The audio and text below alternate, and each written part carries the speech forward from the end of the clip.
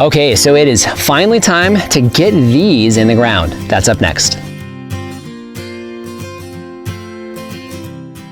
Hello everyone, this is Dwayne with Edge of Nowhere Farm, and we're coming to you today. It is April 4th, 2020. So here we are, it's a beautiful Saturday afternoon. We just wrapped up getting our kumquat trees in the ground. I'll go ahead and link that video for you here. That's just right over here to my right, your left.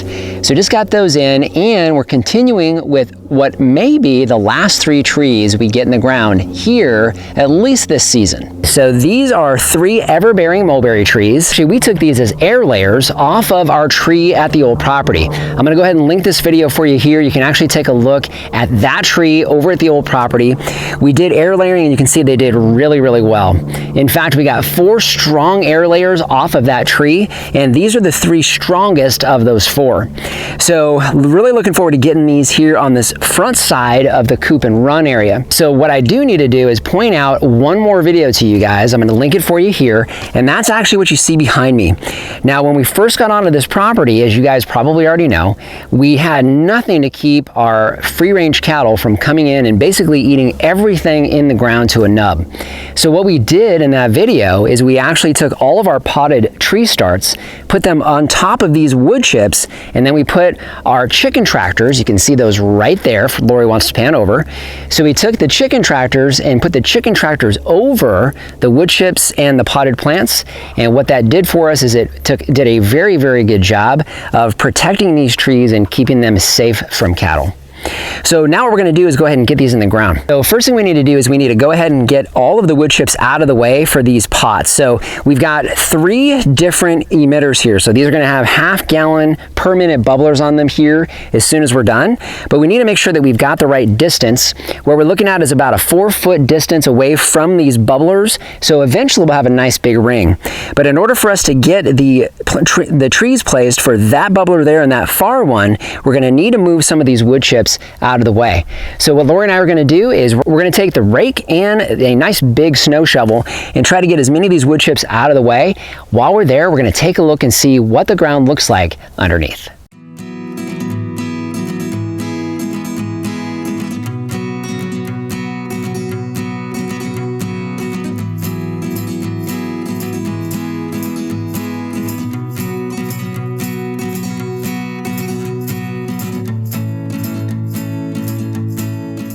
I wanted to kind of show you guys really quick. So we had talked a little bit about the soil and building the soil underneath these wood chips. Now, these have only been here for what, 4 months or so?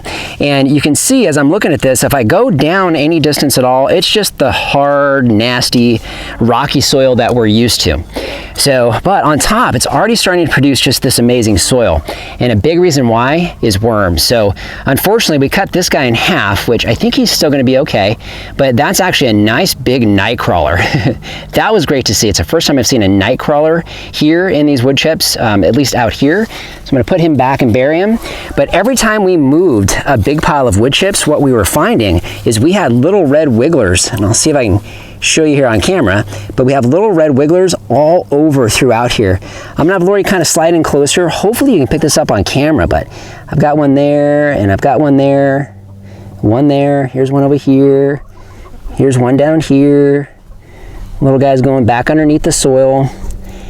So what's happening is these worms are creating this amazing soil. Here's another one.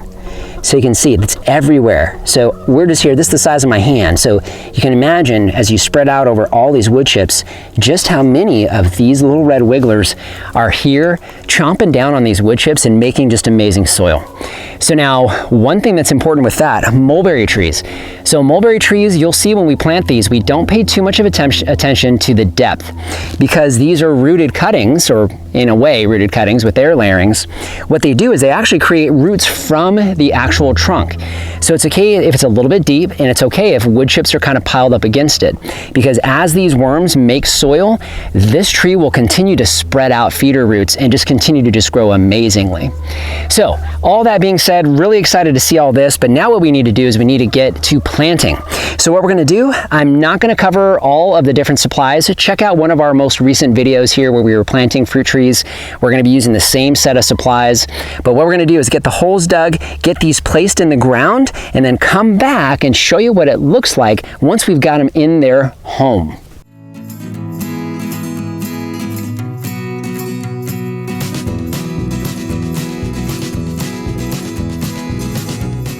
You can see we got that done. I'll tell you what, that auger really makes a world of difference. So anyways, we've got those in. You can kind of see how that's going to look now. So we will leave these center stakes in until they root out here this summer. By fall, we'll be able to take those out, have no issues. So next thing we're going to do, we're going to use our BioFlora crumbles. So that's Reed's trick to help and kickstart your starts or your new plantings. So we're going to go ahead and put that around the tree, tamp in some of the dirt, and go from there. This is a watering can with about 2 gallons of water. We also mixed in about 2 tablespoons of vitamin B1. We have used that in the past, and we're going to kind of do 50-50 to see if we see any difference as far as the root growth and the growth of the trees initially, with a little bit of B1 in that hole as well. So Lori and I are going to go ahead and get to planting these guys. When we come back, we're going to show you how we set up our temporary watering for these smaller trees.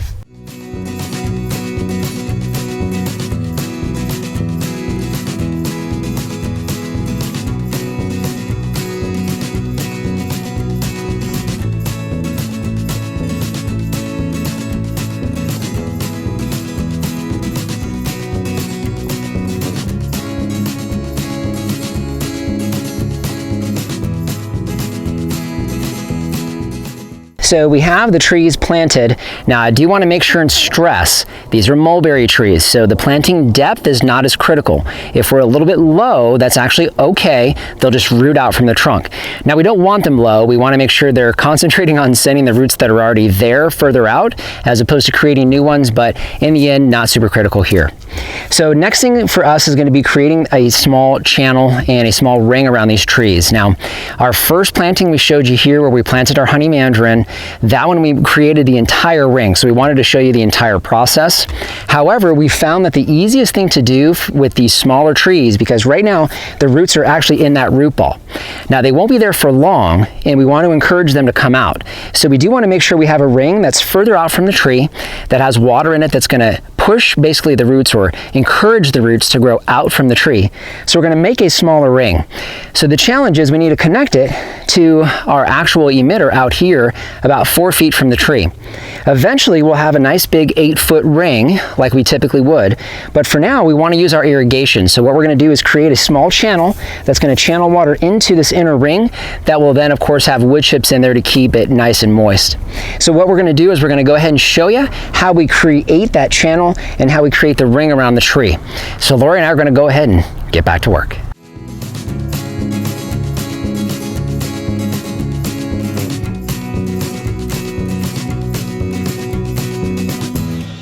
Basically with this we're done. So now we still need to come back and we need to probably dig this backside out a little bit as we're watching the water. It's evening out pretty well, but it's still a little bit lower on this side. So we're going to dig that backside out just to make sure it's basically pulling water down there. And then of course we'll fill in with wood chips nice and heavy through here, because this is where this tree is going to send its roots out and grow out to. So now we talked about this before. What's great about this swale and this berm, so permaculture idea there, but you have your swale here and you have your berm here. So now you can already kind of see what's happening here with just that little bit of water I put in there. It's already starting to soak in to the berm side. So as Lori squeezes in closer, you'll really see that happening right here. So you can see it's already pulling water into here, which would essentially be the berm on this side. It's doing the exact same thing on the berm on this side. So what this is essentially doing is it's watering the tree. It'll seep into where the roots are here, but it's also going to create an amazing environment for tree growth and tree roots further away from the tree.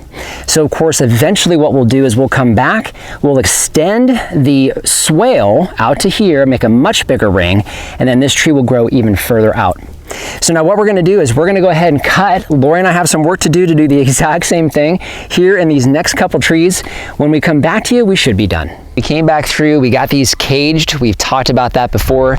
Those cages are actually there to make sure that we don't have any rabbits coming up and gnawing on our trunks on these newly planted trees.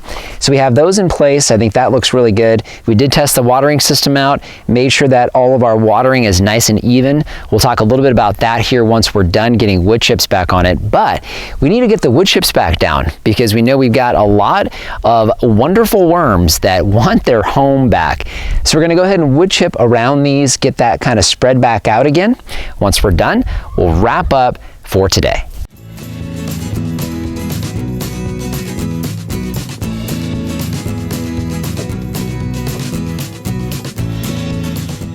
Like that, we are done. So you can see what that looks like as far as the finished product. Now, obviously, we still have work to do on these trees. However, these little kind of key designed watering systems that we have temporarily for these trees work really well when they're small, and we want to make sure we keep that channel open and visible for when we actually do the irrigation on these trees, because obviously we're putting a smaller amount of water and we want to ensure it's not overflowing. That, and we still need to come back and move all these wood chips back out of the way in order to get the complete rings done for each one of these trees. Either way, for now, that's done. Now, a couple things I want to point out. The reason why we chose these varieties and their placement. First thing, and predominantly, is shading for the chicken run. These trees get nice and tall and bushy, so they'll do a very good job of giving afternoon shade to our chickens in our chicken run. So that's their primary purpose. Well, they also give us food, so they also get amazing mulberries on there. When we did our harvest on the old property, we got hundreds of little tiny, wonderfully tasting sweet mulberries off of these trees, and these trees have several on there already. Of course, I'll pull most of those off. I'm not going to let them fruit this year. However, we obviously get a wonderful harvest of fruit off of these trees as well.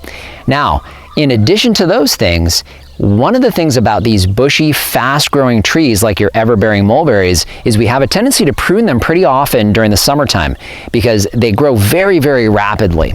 So as we prune those back down, we've already found out that our chickens love those little mulberry leaves. So in addition to the other things that they do, they also accomplish the purpose of adding a green into our hens' diets so that we get some wonderful tasting eggs. In the end, I think this looks really good. Looking forward to how this is going to turn out once these trees are just a little bit bigger. So just want to thank you for joining us today. If you haven't done so already, subscribe to the channel. Questions or comments, leave those in the comment section down below. Instagram and Facebook, we post content there you won't see here on the YouTube channel. And our Amazon shop, I'll leave a link down in the description. That's a free, painless way to help support the channel. If you start with that link, it doesn't matter what you buy, you help to support us here. So just want to thank you for joining us today and remind you, if we can farm on the edge of nowhere, so can you.